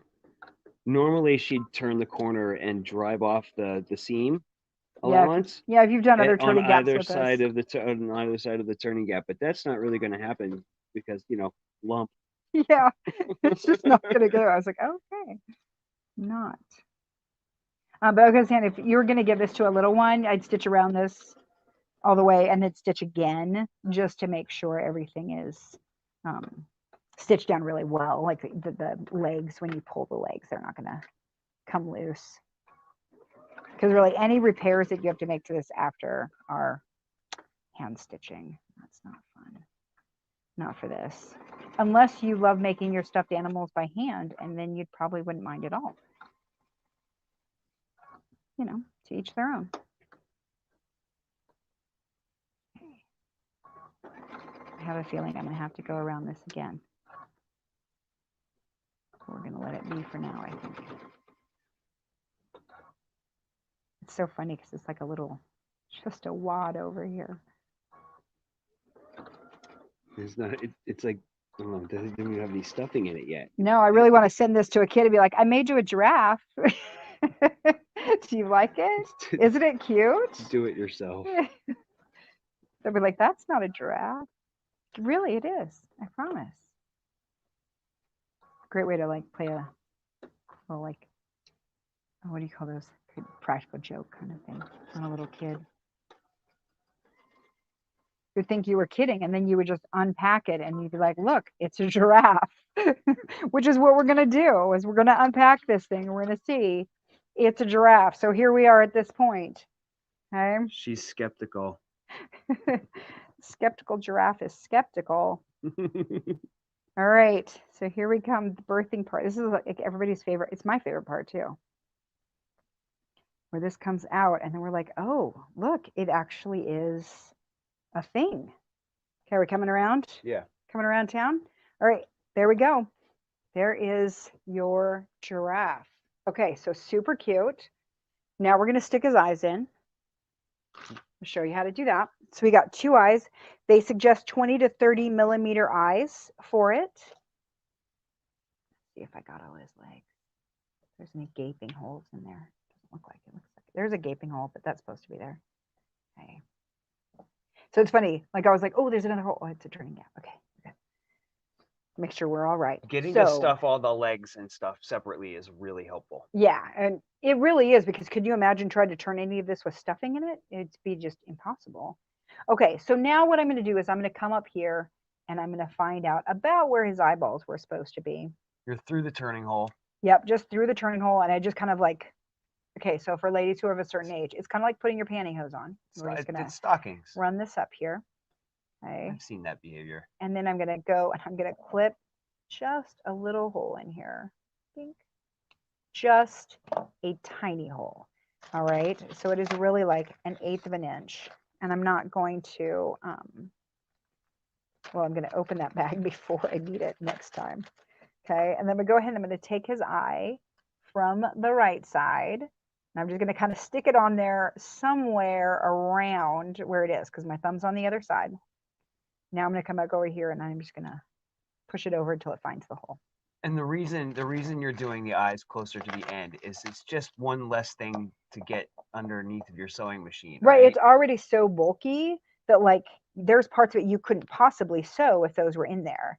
So once we get to the point that like when you're sewing your head together, the eyes in here would be another issue. It's just one more big thick thing in there. So, and they're just as easy to put in now. Look at his big, huge eyes. Okay. So now I'm going to do the same thing. I'm going to find the turning gap and I'm going to come up here. So I know again, like the hole coming up. Oof. I don't know what that is. There's a little angry little gnat in the studio. Okay. So it does like me today. So I know that the eye is going to go up here somewhere. So I'm just going to pinch that, turn it. There it is. Okay. So now, again, I'm going to just do a little tiny clip. So it's really less of 1/8 of an inch that gets clipped in there. I'm going to stick the back on about where my finger is, hold it in position, come back around here, and just kind of feed it around until it gets to that hole. Okay, so there it is. Go ahead and pop it through. All right, so the biggest thing is when you're putting the backing on, the backing needs to go on like a little hat. Okay, so you wouldn't put your hat on your head like this. That's wrong. Okay, you want to put the hat on like this. We're just going to put it on. I use my two thumbs and just click it down until it snaps onto the back. If you should get a little pucker in there, usually you can kind of pull it loose and it's totally fine. The thing is, if you get this and you have gotten this in the wrong place, because this happens, and I've been able to move it a significant amount and not been able to tell, and some fabrics you can move it completely away and you never know because it's just a tiny little cut that's in there. And it won't unravel. It won't unravel or anything, but you can just take your little scissors and get this under here and get it worked underneath and then clip this. And you can cut this off and then it will come out. That's the only way to take these eyes out. You only get one front for every back though, right? Or right. one back for every front. Right, right. So sometimes you're like, nah, well, I just lost one, you know. Right. But that is what happens. So I've definitely had to move eyeballs before. So there we go. Okay. I love it. So he looks kind of like without the eyelids on. I remember this from the other one. He looks a little alien. He's a little alien, a little wound up. Yeah. Maybe too much coffee this morning. Sorry, buddy. Okay. So after you stuff it is when you'll put his eyelids on and you'll just hand stitch those on. So let's show hers really quick and we can talk about the eyeballs. Okay. So what I do is I just stick them on here. I pin them through in the position and then it's just a ladder stitch. So if you look in there, you could probably look pretty close and not really see much of anything because ladder stitches are amazing. And I really do love them. I don't know what's going on in there. Nothing. Nothing's going on in there. Yeah. It's magic. So you just ladder stitch it on. Before you put the eyelid on, you will glue in the eyelashes. So I just glued those in, I think with, what's that, 6,000 or something? EC 6,000 or something Yeah. like that. Some sort of a glue or like a hot glue gun. That's what I've done in classes a lot, and that works really well. So just glue the eyelashes in there, and then you're just going to stitch it on. Okay, so super duper easy. I'm going to cut just a little bit of his mane so you can see how this works. So his mane is also something you're going to finish at the end. Okay. Have you ever heard of anybody putting a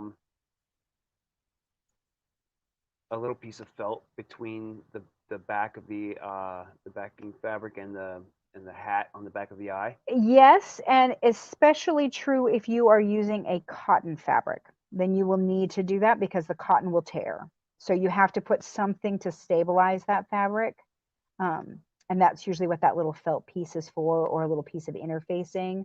I've never had to do that with mine, but I will say that my stuffed animals don't get used by children. They are for displays at, quilt shows.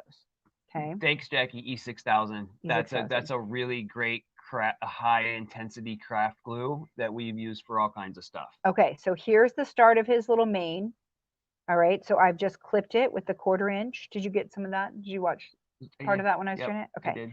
Okay, so now I can see there's a bunch of cuddle dust, and I'm just gonna kind of flick it off. Okay. So this will be a bunch of mess, and then you're gonna have to do that. But then you can kind of twist it or pull it, and they'll kind of twist up a little bit, and you'll get the little fibers off, and then it gets a little more voluminous. Got it. So Okay. you glue the eyelashes to the inside of the fabric. Yeah. So remember, not onto the eye. right? Remember when we did the Sorry, eyelids? we're not doing that for the show. I can post a little thing on I Love Cuddle. So you remember this is how we turned the eyelid, right? So this is the outside of it. So you glue the plastic eyelashes to this side with the hole, because this is the inside, and then you turn it over. You'll put it around the eyelid. The eyelashes come off just like this. I would say grab the longer eyelashes. These aren't super long, so they're little. Longer ones are a little more fun, I think. I like the big sparkly ones. Yeah, so I will continue to cut this up, and I will finish it up. We'll put it over on I Love Cuddle, and I will do a little video where we show how to do the eyelashes. Okay. I have to get eyelashes because I don't have any.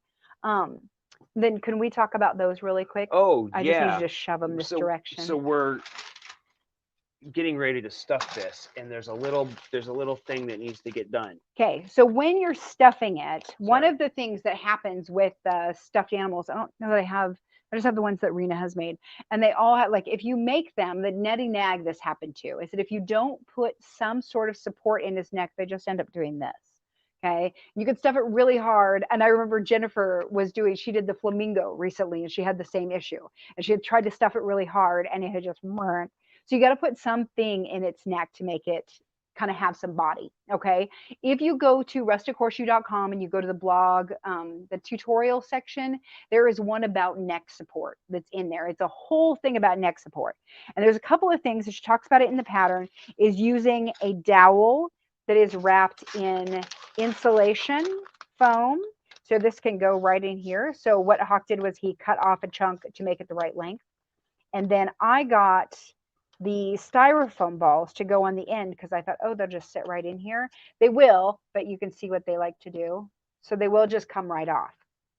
Okay, so that's good though, because it protects the end of the stick, right? It does. It keeps the end of the stick from being super sharp. But we need to have a way to stay on there, because otherwise it doesn't protect anything at all. Right. So Hawk took the duct tape to it. Yep. Basically just duct tape. And just, I put a couple of strips over top of it, taped it around, then added the foam, and then added some more tape and made this little dumbbell deal. So basically this will go inside. So once I've stuffed his head really well, then this will go up inside the body and give it some stability. So on her blog, and I really suggest that you go look at it before you decide what you want to do, she shows about just using the insulation foam, pulling that really tight, taping it, or I think she uses string or what are the other, zip ties, okay, and then cutting that really short. She talks about using like a fabric core. So if you were to give it to a little one who was likely to, use this to hit someone with, or was going to be a little bit more violent with it, you might want to use something softer inside. So she shows you how to make like a fabric tube that you can then stuff with fiber fill or other fabric and make it a little harder so that it has a core in it. So you're just trying to get something in its neck so that it will stand up nice and straight. She gives you, like I said, I think there's 6 or 8 variations on what you can do. We chose this one. And that's what we have in this one. Is I have this one with the styrofoam on it. What I found is I could get it up into the top, but the bottom one just kept falling off. So inevitably when I stuffed it, the bottom one I'm sure is gone now, which would make it a little bit unsafe for a little kid to play with because the end is raw. So that could be a little bit more dangerous. So it's going to sit here not being played with and looking adorable instead. Okay. And she can't play with you right now. She's got her dress on. This guy's coming. He'll be here soon. Sunday best. Okay, Sunday best, exactly. So we'll get this guy all stepped up, and I will post it over on I Love Cuddle. So if you've not joined the I Love Cuddle group, you need to be there. Oh yes.